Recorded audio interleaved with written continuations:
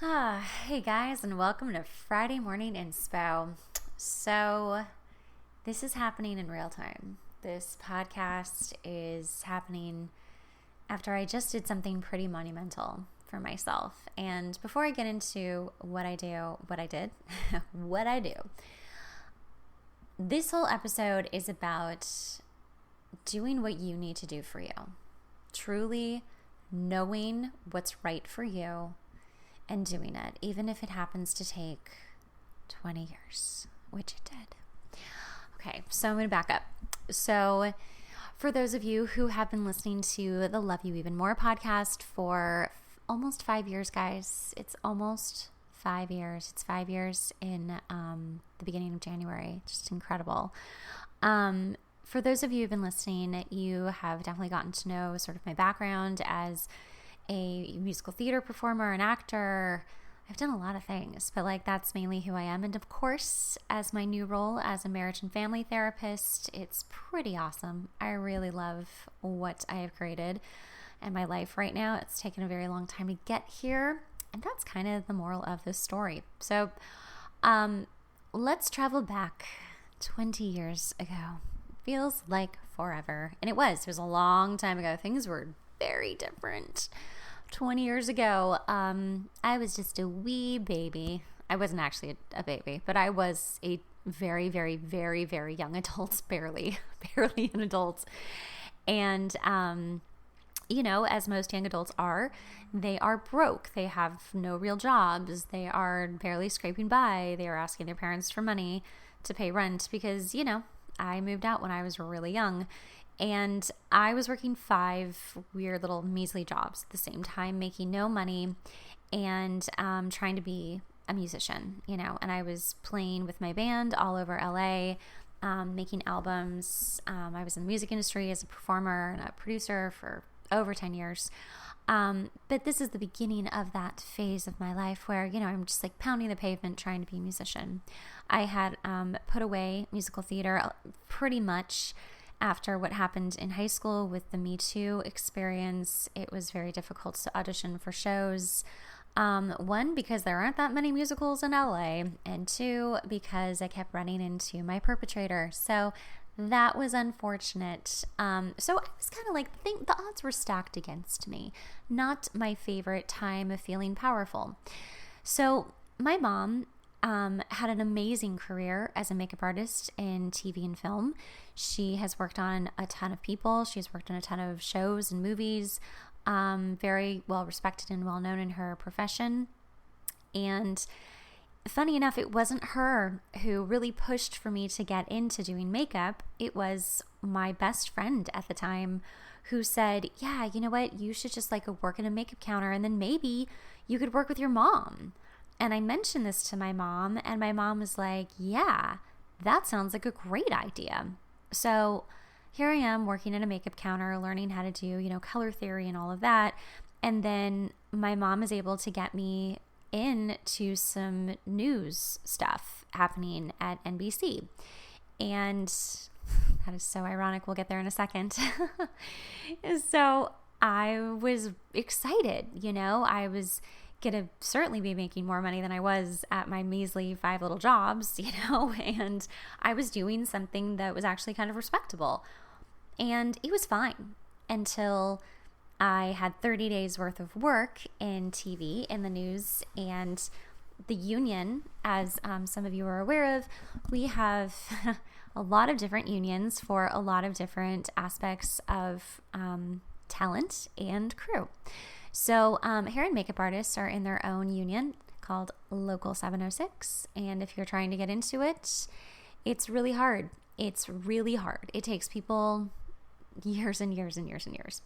But there is a way to get into it quickly if you want to. If you work 30 days in the news or something equivalent to that, you have to join. You can't actually not join because you can't keep working if you're not in it. So I joined, and this was very interesting to me. I thought, that's fine. Okay, sure. Whatever, I'll join the union. But, my mom was really excited, and I go to the union to talk to all of the executives about, joining, and I'm signing my paperwork in this big boardroom, and it's very official. And I felt about 12 years old. I am not going to lie. I felt really young, really, really young. And not because I was actually young, but even much, much younger than I was. And I remember feeling this overwhelming feeling of, I'm signing my life away right now, aren't I? I am about to sign my life away. This is a moment I will never forget. And I don't think that what I have been doing, what I have been striving for, is going to ever be the same. And I remember looking up at my mom and the executives who were very excited. They're like, oh, she's bringing her daughter into the fold, and this is a family thing, and all of my family's on TV, and this is just a special moment, right? Nepotism at its finest. And I look at them and I say, really, to my mom, and I just say to her, I'm like, but am I going to still be able to do musical theater? And she knows what I mean. She knows that I mean me performing in musical theater. Am I going to still be able to do that? And the executive that's in the room with us goes, oh yeah, you'll totally be able to do musical theater still. And for a split second, I truly believe that he gets what I'm actually saying. And I have this glimmer of hope just for 1 second, which is then followed up by, there are so many shows that come through the Pantages and the Amundsen. You can absolutely do makeup for them. And I will never forget that moment, because it really was like the last nail in the coffin for me. And I really, really felt like I had just signed my life away. And let's just go with me on this journey real quick.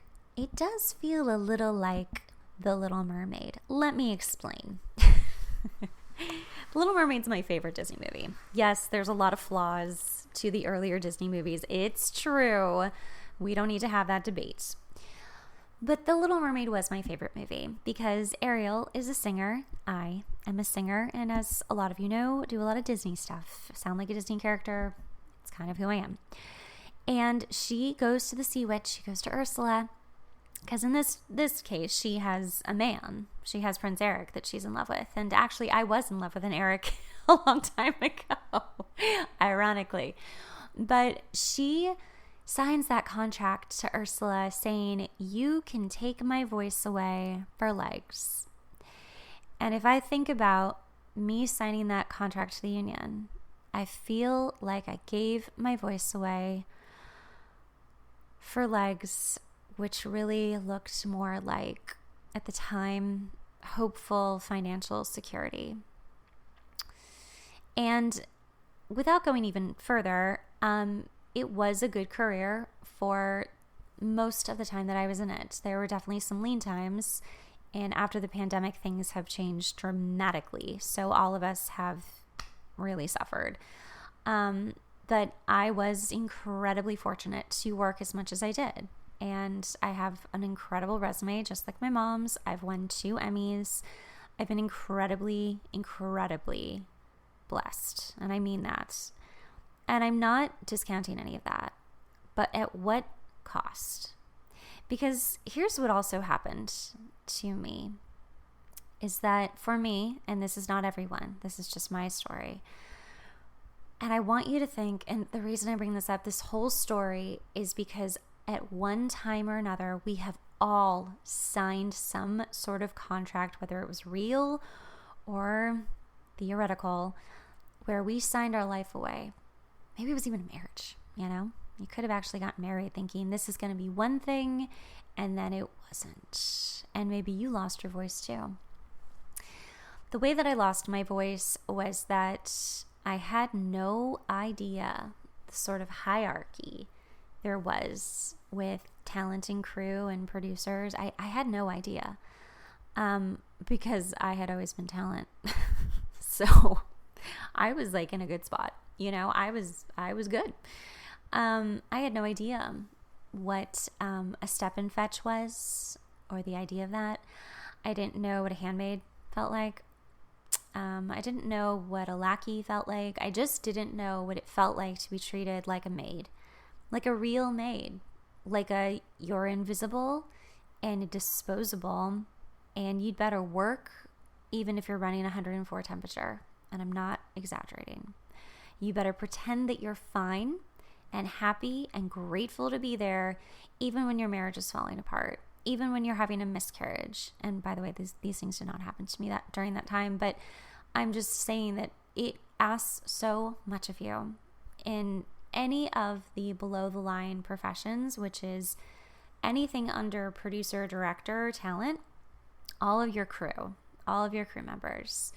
It is truly blood money that you're making because you're working so hard and you're not listened to. You're completely disposable and you're completely invisible and you have no voice, because the moment you have anything to say, or you need to speak up, or you even just want to express yourself, or just be cute at work. I mean, seriously, let me just break it down.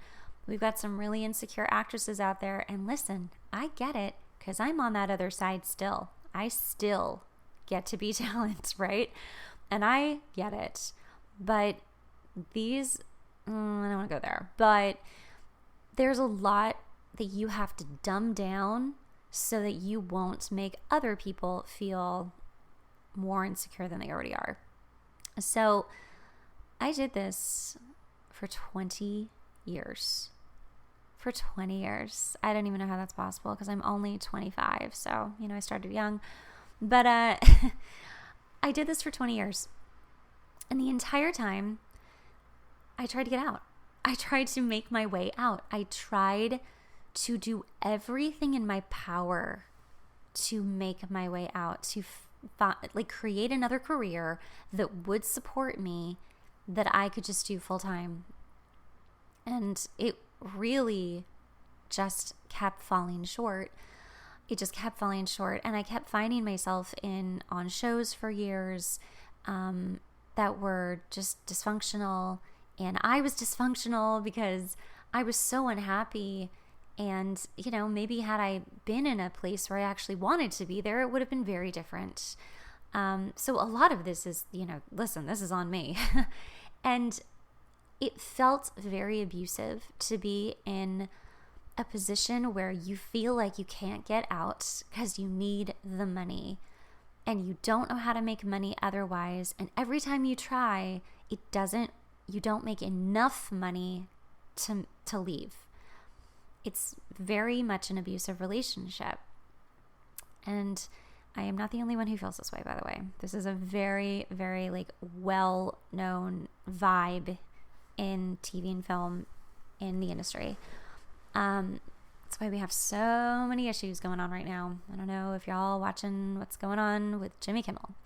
A lot of shit's going down right now. So anyway, needless to say, and also just for the record, I never even wanted to be a makeup artist. I was never even interested in it. It wasn't like I liked that kind of art or even painting, or I liked sketching when I was a kid, but I wasn't interested in it. It wasn't even something I was fascinated by. But because I am a very hard worker and I will learn quickly, I learned quickly and I taught myself very fast. And it wasn't really like my mom sat me down, but it was this is how you do makeup. I just learned how to do it in all kinds of ways. So during those 20 years, I did have some good times for sure. I worked with some incredible people. I met some of my best friends that I've had forever and ever and ever, and I'm so grateful for all of them.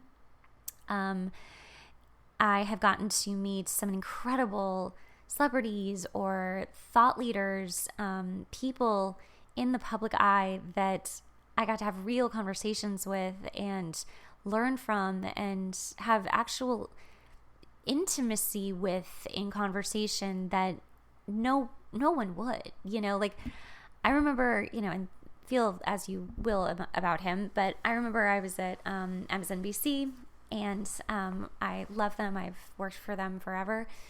And I was just, waiting for my next guest to come in to get makeup, and it was T.D. Jakes. He's a really famous pastor. And, there's like security and like all these people kind of surrounding him. And I'm like, I don't know who this is. Like, what's going on? And he comes in and I'm like, hi, I'm Jackie. And he's like, hi, I'm TD. And I'm like, nice to meet you. Have a seat. And this was, I think, back in 2015 when Trump had just been elected. I think maybe it was maybe a few months in. I can't remember exactly. But things were tense. And he sat down and we actually just had a conversation, just the two of us, about race in America and all of it and everything that was going on. And I still had no idea who he was. And we just had this beautiful conversation, just the two of us, right? And when he left, someone came in and was like, oh my God, do you know who you just talked to? And I was like, no, I don't. And he explained who he was and how much power he has and influence. And then, I went out to set after his spot had finished, and I was like, it was so great to meet you. I really enjoyed our conversation. And he was like, let's get a picture. He asked me, and I was like, wow, this is really special. And that was just one of the moments of not even knowing who someone was, and the kind of connection that I've had that has made me so blessed. I really don't even know what else to say, but it's given me the chance to meet so many different types of people and from different walks of life. And I truly believe has helped me be a better producer, be a better interviewer and podcast host. And I think that's why there's a lot of really great stuff on this podcast. My point is that if you've ever been in a situation where you felt like you really sold your soul to the devil, which I did. I really did. I felt that way. I even wrote a book about it. It's called That Girl. It's out on Amazon. She literally questions like, I want to leave this. How do I go? Should I stay or should I go? If you've ever been in that situation where you truly couldn't figure it out because it's a money situation, it's a commitment situation, you feel between a rock and a hard place, I really want to encourage you to keep trying to find a way out. And in my case, because even though I was a producer and still do produce, it never got to a level where I was able to just survive on it. And even though I act and I was a musician, I have still not reached that level of being able to survive on it. And I may never too. That's not the goal per se. For me, the goal is not to be like, I'm an actor and that's all I make my money from. I think that today and age, we live in this age where there's so many things people do. And I've just always been a person who does multiple things. I've always been a Jackie of all trades. But the difference is that I really do master the trades that I do. I really am just trying to encourage you to keep trying to find a way out.